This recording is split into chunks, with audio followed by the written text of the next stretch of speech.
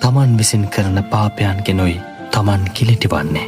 තමන් විසින් පව් නොකිරීමෙන්මයි තමන් පිරිසිදු වන්නේ.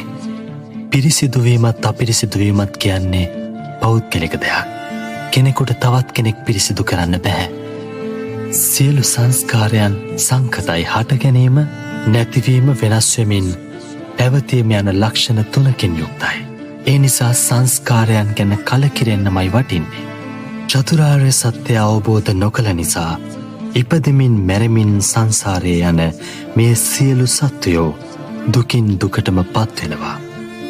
ආර්ය අෂ්ටාංගික මාර්ගය අනුගමනය කොට ඒ අමා මහ නිවන සාක්ෂාත් කළොත් සියලු දුකින් නිදහස් වෙන්න පුළුවන්. ඔබත් දැන් අප්‍රමාදීව කුසල් දහම්වල යෙදී වාසය කරන්න. ඔබ මේ ගත කරන මිනිස් ජීවිතය තුළ මනුෂ්‍ය වර්ගයාගේ යහපත පිණිස පිළිපදින්න. ඒ ඔබගේත් මුළු මහත් සමාජයේත් යහපත පිණිසත් සැපය පිණිසත් හේතු වේවි. බුද්ධම්